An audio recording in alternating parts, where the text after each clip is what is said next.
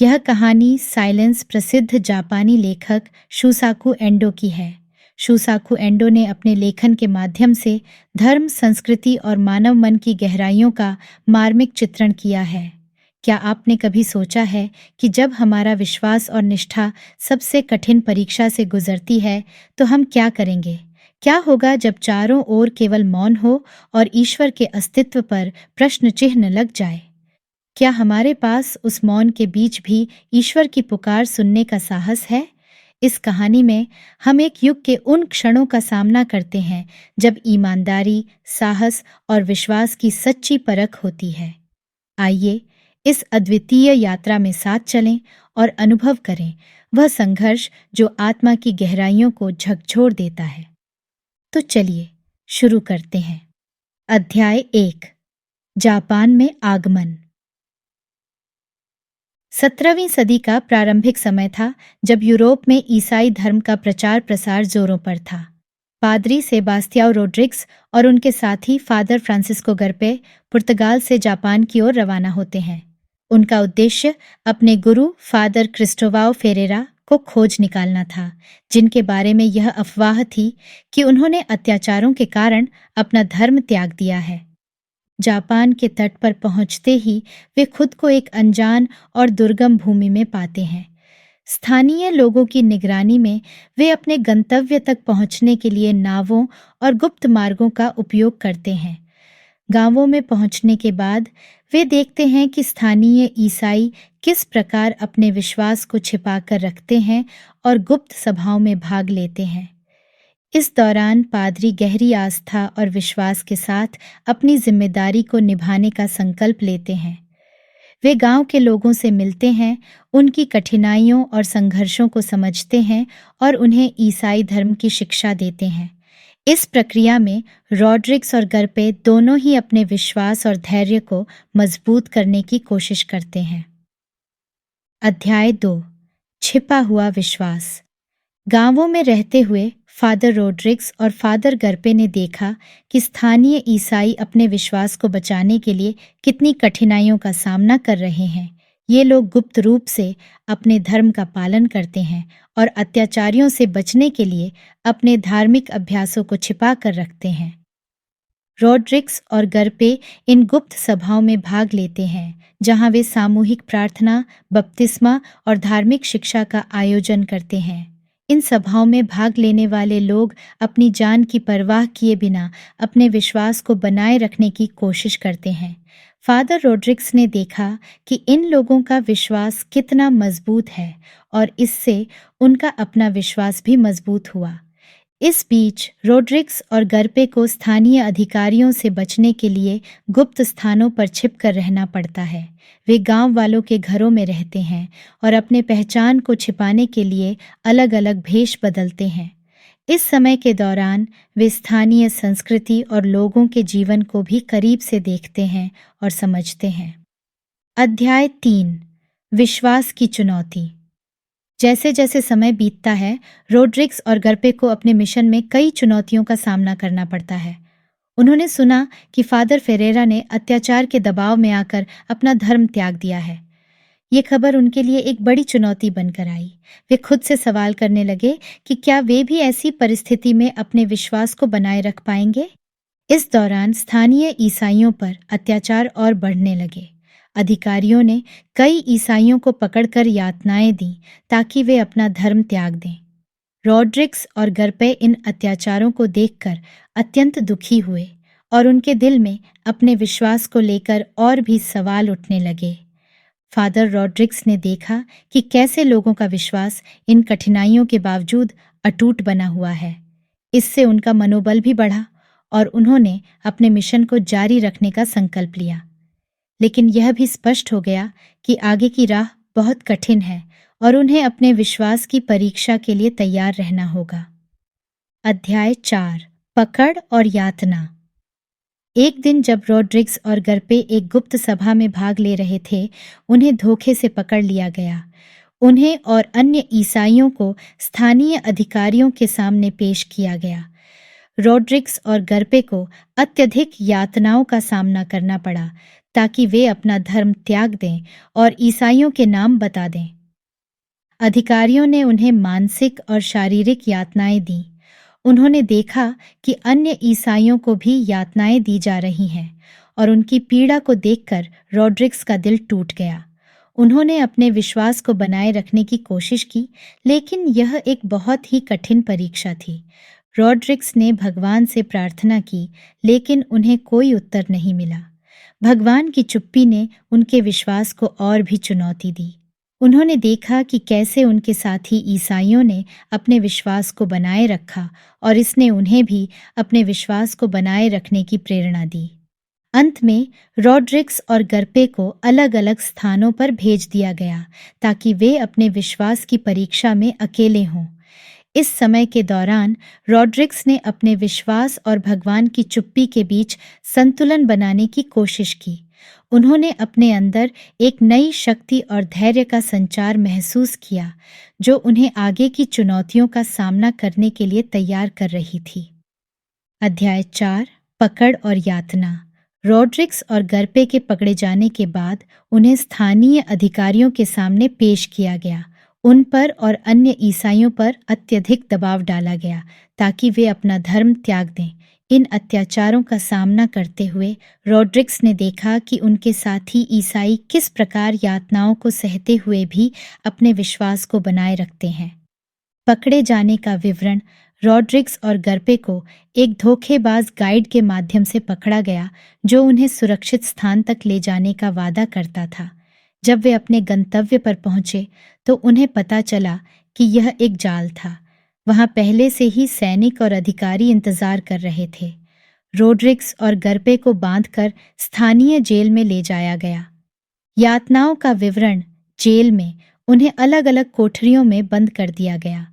रॉड्रिक्स को वहां के अधिकारियों द्वारा मानसिक और शारीरिक यातनाओं का सामना करना पड़ा। उन्हें गर्म पानी से जलाया गया, लोहे की छड़ से पीटा गया और भूखा रखा गया। अधिकारियों ने अन्य ईसाइयों को भी यातनाएं दी ताकि वे अपने विश्वास का त्याग करें। इन यातनाओं को देखकर रॉड्रिक्स का दिल टूट गया, लेकिन उन्होंने अपने विश्वास को बनाए रखने की कोशिश की। भगवान की चुप्पी। रॉड्रिक्स ने बार बार भगवान से प्रार्थना की, लेकिन उन्हें कोई उत्तर नहीं मिला। यह भगवान की चुप्पी उनके विश्वास को और भी चुनौती दे रही थी। वह सोचने लगे कि क्या भगवान वास्तव में उनके साथ हैं या नहीं, लेकिन अपने साथी ईसाइयों की अटूट आस्था को देखकर उन्होंने भी अपने विश्वास को बनाए रखने का संकल्प लिया। अध्याय 5, विश्वास का संकट। रॉड्रिक्स के लिए यह समय बहुत कठिन था। जेल में रहते हुए उन्होंने देखा कि उनके साथी ईसाई किस प्रकार यातनाओं को सहते हुए भी अपने विश्वास को बनाए रखते हैं। यह उनके लिए एक बहुत बड़ा संघर्ष था, क्योंकि वह खुद भी यातनाओं से गुजर रहे थे और भगवान की चुप्पी के बीच अपने विश्वास को बनाए रखने की कोशिश कर रहे थे। आंतरिक संघर्ष। रॉड्रिक्स के मन में भगवान की चुप्पी को लेकर कई सवाल उठने लगे। वह सोचने लगे कि क्या उनकी प्रार्थनाएं बेकार जा रही हैं। वह अपने विश्वास और अपने मिशन के उद्देश्य को लेकर बहुत उलझन में थे। उन्होंने खुद से सवाल किया कि क्या वह सही रास्ते पर हैं या नहीं। दूसरों की पीड़ा। जेल में रहते हुए रॉड्रिक्स ने देखा कि कैसे उनके साथी ईसाइयों को यातनाएं दी जा रही हैं। उनके सामने ही कई ईसाइयों को मार दिया गया। यह देखकर उनका दिल टूट गया और उन्होंने भगवान से पूछा कि वह इस पीड़ा को क्यों देख रहे हैं और कुछ क्यों नहीं कर रहे हैं, लेकिन उन्हें कोई उत्तर नहीं मिला। विश्वास की चुनौती। इन सब के बीच रॉड्रिक्स ने अपने विश्वास को बनाए रखने की कोशिश की। उन्होंने अपने अंदर एक नई शक्ति और धैर्य का संचार महसूस किया। उन्होंने सोचा कि शायद यह भी एक परीक्षा है जो उनके विश्वास को और मजबूत बनाएगी। उन्होंने अपने साथी ईसाइयों से भी प्रेरणा ली और उनके उदाहरण से सीखने की कोशिश की। अध्याय 6, फेरेरा से सामना। एक दिन रॉड्रिक्स को बताया गया कि उन्हें एक विशेष व्यक्ति से मिलवाया जाएगा। जब वह उस व्यक्ति के सामने पहुंचे तो उन्होंने देखा कि वह उनके गुरु फादर फेरेरा थे। यह देखकर रॉड्रिक्स हैरान रह गए, क्योंकि फेरेरा ने धर्म त्याग कर दिया था। फेरेरा का धर्म त्याग। फेरेरा ने रोड्रिग्स को बताया कि कैसे उन्होंने यातनाओं के कारण अपना धर्म त्याग दिया। उन्होंने समझाया कि उन्हें लगा कि भगवान ने उन्हें छोड़ दिया है और इसलिए उन्होंने धर्म त्याग दिया। फेरेरा ने कहा कि उन्होंने यह निर्णय इसलिए लिया ताकि अन्य लोगों को यातनाओं से बचाया जा सके। संवाद और संघर्ष। रोड्रिग्स ने फेरेरा से उनके निर्णय को लेकर कई सवाल किए। उन्होंने पूछा कि कैसे उन्होंने अपने विश्वास को छोड़ दिया और क्या उन्हें इस पर कोई पछतावा है। फेरेरा ने बताया कि उन्होंने यह निर्णय बड़े ही सोच विचार के बाद लिया था और उन्हें इस पर कोई पछतावा नहीं है। उन्होंने कहा कि यह भी एक प्रकार की सेवा है जिसमें उन्होंने अन्य लोगों की पीड़ा को कम करने की कोशिश की। आंतरिक द्वंद्व। फेरेरा के शब्दों ने रोड्रिग्स को गहरे सोच में डाल दिया। वह खुद से सवाल करने लगे कि क्या वह भी इसी रास्ते पर चलेंगे या अपने विश्वास को बनाए रखेंगे। यह उनके लिए एक बहुत बड़ा आंतरिक द्वंद्व था जिसमें उन्हें अपने विश्वास और अपने लोगों की पीड़ा के बीच संतुलन बनाना था। अध्याय 7। अंतिम परीक्षा। रोड्रिग्स को अब अपनी अंतिम परीक्षा का सामना करना था। अधिकारियों ने उन्हें एक निर्णय लेने के लिए कहा, या तो वह अपने विश्वास का त्याग करें और अन्य लोगों की यातनाओं को समाप्त करें, या फिर अपने विश्वास पर अड़े रहें और लोगों की पीड़ा को देखते रहें। निर्णय की घड़ी। रोड्रिग्स के सामने एक क्रॉस रखा गया जिसे पैरों तले रौंदना था, जो उनके धर्म त्याग का प्रतीक था। उनके सामने कई ईसाइयों को यातनाएं दी जा रही थीं और अधिकारियों ने कहा कि अगर उन्होंने क्रॉस को रौंदा तो सभी को मुक्त कर दिया जाएगा। रोड्रिग्स का दिल पीड़ा से भर गया, लेकिन उन्होंने अपनी आंखें बंद कर लीं और भगवान से मार्गदर्शन की प्रार्थना की। आंतरिक संघर्ष और विश्वास। रोड्रिग्स ने अपने अंदर एक गहरे संघर्ष को महसूस किया। वह अपने विश्वास और अपने लोगों की पीड़ा के बीच फंस गए थे। अंततः उन्होंने क्रॉस को रौंदने का निर्णय लिया ताकि अन्य लोगों की पीड़ा समाप्त हो सके। यह उनके लिए एक बहुत ही कठिन निर्णय था, लेकिन उन्होंने इसे एक प्रकार की बलिदानी सेवा के रूप में देखा। अध्याय 8। परिणाम और प्रतिबिंब। धर्म त्याग के बाद का जीवन रोड्रिग्स के लिए एक नई यात्रा थी। उन्होंने एक साधारण जीवन जीने का प्रयास किया, लेकिन उनके मन में हमेशा अपने विश्वास और अपने निर्णय को लेकर सवाल उठते रहे। धर्म त्याग के परिणाम। रोड्रिग्स को अब जापानी समाज में एक नए रूप में रहना था। उन्होंने अपनी पहचान छिपाई और एक सामान्य व्यक्ति की तरह जीने लगे, लेकिन उनके मन में हमेशा यह सवाल रहता कि क्या उन्होंने सही किया था। प्रतिबिंब और आत्ममंथन। रोड्रिग्स ने अपने जीवन के हर पल को भगवान की चुप्पी और अपने विश्वास की परीक्षा के रूप में देखा। उन्होंने अपने निर्णय को समझने और स्वीकारने की कोशिश की। उन्होंने सोचा कि शायद यह भी भगवान की इच्छा थी, जिसमें उन्होंने अन्य लोगों की पीड़ा को कम करने के लिए अपना विश्वास त्याग दिया। नया दृष्टिकोण। रोड्रिग्स ने अपने जीवन को एक नई दृष्टि से देखा। उन्होंने समझा कि विश्वास का मतलब केवल धार्मिक अभ्यास नहीं है, बल्कि यह दूसरों की पीड़ा को समझने और उसे कम करने का भी है।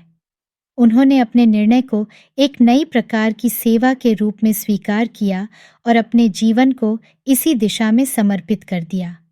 इस प्रकार फादर रोड्रिग्स का जीवन एक विश्वास और आत्मत्याग की यात्रा बन गया, जिसमें उन्होंने अपने विश्वास की परीक्षा को पार करते हुए एक नए दृष्टिकोण और सेवा के रूप में देखा। उनके जीवन की यह यात्रा हमें विश्वास, बलिदान और सेवा का गहरा संदेश देती है। आशा करते हैं कि यह कहानी आपको बहुत पसंद आई होगी। ऐसी और कहानियाँ सुनने के लिए जुड़े रहिए हमारे चैनल स्टोरी यूनिवर्स के साथ। धन्यवाद।